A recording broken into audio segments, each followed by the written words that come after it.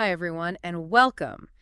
You know how sometimes you want to really get a handle on a complex topic, but just don't have the time for a deep academic dive? Exactly. Well, think of this as your shortcut. Today, we're tackling something fundamental, the relationship between church and mission. We're diving into a key source, church and mission unavoidable issues, to pull out the core ideas for you. Yeah, and the author talks about these different angles, calls them kites, actually, these unavoidable issues that, just keep coming up. We've picked out some of the most, well, thought-provoking ones. Our aim here is really to unpack these concepts, offer some clarity, and maybe even some surprising insights into how church and mission connect, especially today. Okay, so let's get into it. One of the first big questions, one of those kites, is pretty basic. When we say church and mission, does that order imply that church exists first and then it does mission? Or could it be the other way around? Mission and church. Does it actually matter which way we put it? It seems like maybe just words, right? Well, the author argues pretty strongly that the order does matter. It signals something important. Okay. His point is that we should probably see the New Testament itself less as a book about the church and more as fundamentally a missionary text. Oh, interesting. So, like, the action came first. Kind of. He brings in David Bosch, who, following Hengel, viewed the New Testament as basically mission history and also mission theology. Right. And wasn't there that quote from Kaler, something like, mission is the mother of theology? Exactly. That really flips the script, doesn't it? It does. It suggests the doing of mission, the engagement, actually sparked the theological thinking. Precisely. And, the author also points out that the New Testament isn't monolithic. There's actually a diversity of, let's say, mission theologies, even within its pages. So different approaches, different understandings, all happening at once. Yeah, it seems they were maybe more focused on getting on with the mission than nailing down one single definition first. That makes a lot of sense, actually, figuring it out as they went. Now, what about the Old Testament? Does mission feature there? Because, the common idea is often about missionaries going overseas, which sounds very New Testament. That's a really important question. And yeah, the traditional view often downplays Old Testament mission, maybe limiting it to prophets being sent. Yeah. The author acknowledges that, explicit missionary journeys like Paul's aren't the main feature. But he sees more to it. Definitely. He builds a case for a deeper sense of mission woven through the Old Testament. Okay, I'm listening. Well, first, just the fundamental uniqueness of Israel's faith compared to surrounding nations. Then God's action in history, like the Exodus, that's a big one. God is a God of promise, always working things out. And crucially, Israel's election wasn't for special status, but for service specifically. Things like caring for the poor and vulnerable within their community. Right, a sort of internal mission, almost. And an external one, too, in a way. He stresses God's compassion extends to all nations, even Israel's enemies.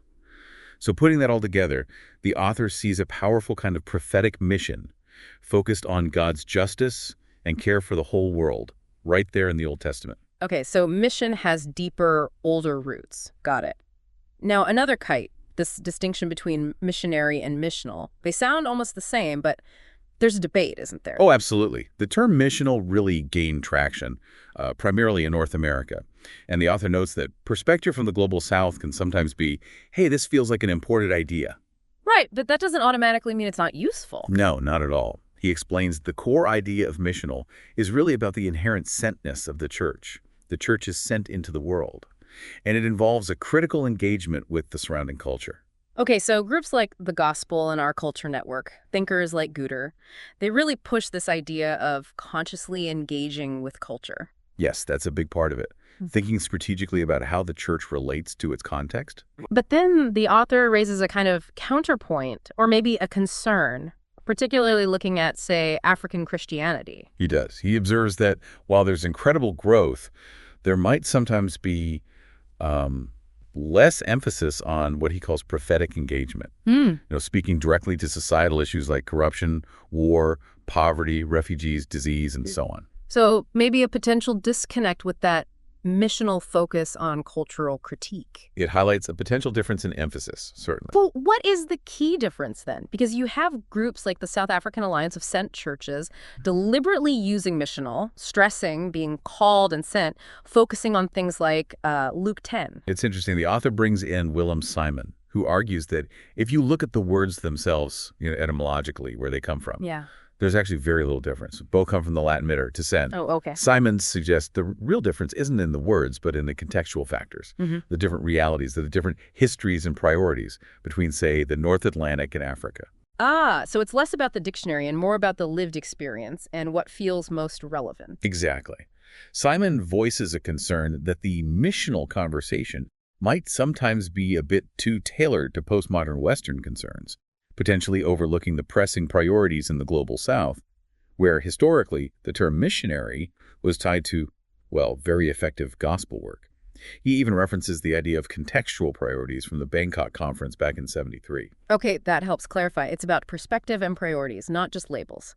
Let's shift then to this rediscovery, the idea that the church is inherently missionary. What was lost that needed finding again? Good question. The author points back to the 18th and 19th centuries, the era of the big mission societies. Huge energy, lots of optimism. Think Edinburgh 1910. Right, a big conference. Yeah. But while that spurred incredible mission activity, it also, perhaps unintentionally, created a kind of split. Mission became something specialized, often done by these societies, somewhat separate from the day-to-day life of the local church. So mission became like a department, not the core identity. You could say that. The main body coordinating these efforts, the International Missionary Council, mostly represented the societies, not necessarily the churches directly. But then a shift started happening, roughly between 1910 and the late 50s. And that's the remarrying the author talks about, bringing church and mission back together. Yes, exactly. Moving away from seeing mission as just something the church does, an ecclesiocentric view towards understanding mission as part of the church's very being, its DNA. The Tamborum Conference in 1938 was a key moment here. And the author suggests this unity might actually resonate more naturally in the global South because of a less fragmented way of seeing the world. That's a fascinating point he makes. The idea is that in many non-Western contexts, there isn't always that sharp separation between, say, sacred and secular, or belief and action that became common in the West. So the inherent link between being the church and being on mission might just feel more intuitive. And underpinning this whole rediscovery is the concept of missio Dei, the mission of God. Absolutely central. This wasn't just about human strategy, it was theological. Thinkers like Karl Barth and Karl Hartenstein were key, and it really gained prominence around the Willingen Conference in 1952. So the idea is that mission starts with God. Precisely. It originates in the very nature of the Trinity, Father sending Son, Father and Son sending the Spirit. God is a sending God.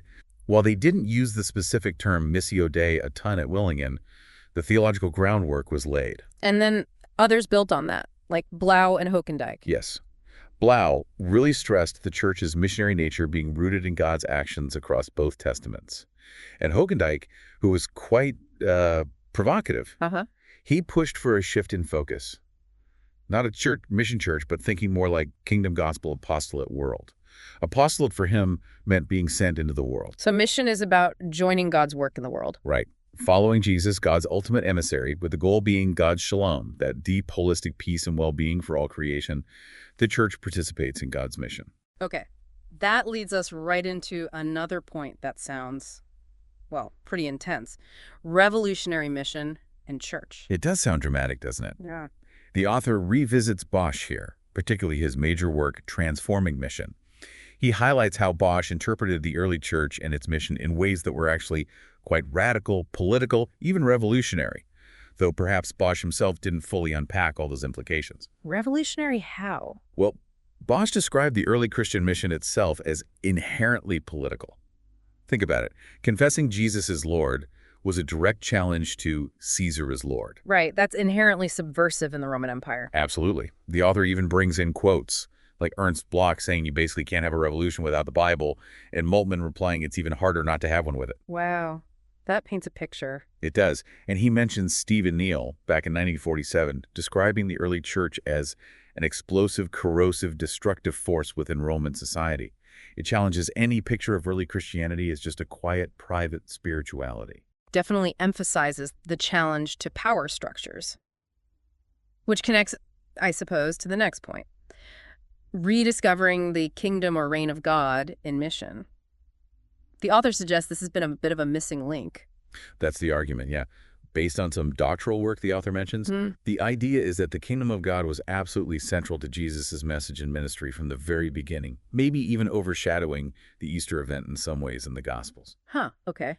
And the author raises the question, Has mission and church, particularly maybe in the global south, become a bit too spiritualized, too focused on the afterlife, and not enough on the present reality of God's reign, challenging injustice and, well, empire right now? Are we missing the here and now impact? That's the concern being raised. It's not that the kingdom hasn't been discussed in missiology, it has. Yeah. But the author highlights Bosch's take on it. The kingdom is both already present, the future invading the present, as he put it, and not yet fully here. And importantly, it's actively confronting evil in all its manifestations: sickness, injustice, oppressive powers. And Pannenberg took that even further, suggesting the kingdom should be our primary lens for understanding the church itself. Exactly. For Pannenberg, the kingdom is the church's future, humanity's future. The church lives in expectation of it, and its mission involves acting now in ways that anticipate that future, challenging human domination and injustice. This seems to flow into the idea of a specific way of reading the Bible, a contextual, relational reading strategy. What does that involve? This comes from scholars like Richard Horsley, building on Old Testament work by people like Gottwald and Brugman. It's about moving beyond purely individualistic or spiritualized readings. How so? By trying to understand the biblical texts, especially the New Testament, within their original social and political context, specifically the context of empire. Reading it against the backdrop of Roman rule. Precisely. So when Jesus talks about good news to the poor or healing, this reading strategy sees it not just as individual acts of kindness, but as directly addressing the effects of imperial domination and exploitation. The gospel has real-world political bite. Okay, which leads very naturally to the next point. Mission with the poor, church of the poor. This feels especially crucial given the realities in much of the world. Absolutely. The author contrasts the situation sometimes in the global north. Poverty might be a topic among others, but in much of the global south, it's the undeniable everyday context for mission and church life. And he mentions the sheer frequency of the word poor in the Bible. Yeah, something like 2,000 times. It really drives home how central the poor are to God's concerns. So the argument isn't just about the poor, but that mission and church should be fundamentally with them, alongside them, even if they aren't always, filling the pews. Exactly. There's a matter of orientation. He notes how world mission conferences over time have increasingly focused on this, mentioning Raymond Fung's idea of the double sinned against. Meaning? Those who suffer material poverty and haven't heard the gospel. And he quotes quite extensively from the Cape Town Commitment. Right. Yes, emphasizing that loving the poor, seeking justice, denouncing evil, these aren't optional extras for mission, they are integral to it. That quote from the Global North participant at Cape Town is quite striking, isn't it? Questioning the church's response, especially regarding wealth and poverty. It really brings it home. The author stresses this dual commitment. Yeah. Working for systemic economic justice and practicing personal compassion, both are vital. Okay. Now, shifting focus slightly, but still related. Mission, church, children. It sounds like this is an area where there's been a fairly recent awakening. Yes, that's the sense. The author highlights movements challenging what he sees as a historical blind spot, overlooking children in theology, mission strategy, and church life generally. And the theological grounding for this. Goes right back to Jesus placing a child in the midst of the disciples, doesn't it? Using the child as the model for understanding the kingdom. So initiatives like the 414 window, the child theology movement, they're pushing for a different perspective. Exactly. Moving beyond seeing children just as recipients of ministry or the church of tomorrow, to recognizing them as active participants, agents even, in God's mission today. Agents of mission, that's a strong statement. It is, and the author underlines the vulnerability of children worldwide, not just from poverty, but sometimes also from the spiritual consequences of affluence. He quotes Cape Town again, affirming children are the church today, urging adults to actually listen to their spirituality. And the Edinburgh 2010 Centenary Conference also picked up on this. Big time. Apparently, the mission of children was a key theme, marking a real shift from seeing them as objects to seeing them as subjects of mission. A powerful shift indeed. Okay, next big theme, mission in the age of empire. The author seems to feel this is unavoidable for relevant mission today. Absolutely non-negotiable is the sense I get. And empire here isn't just, Rome or Britain. It's understood more broadly now. How so? As a kind of global ideology of domination. He references a definition from the 30th anniversary of the Kairos document in 2015. And this domination shows up in many forms. Yeah, he lists them. Racial injustice, economic exploitation, cultural dominance, patriarchy, issues around sexuality, ecological destruction.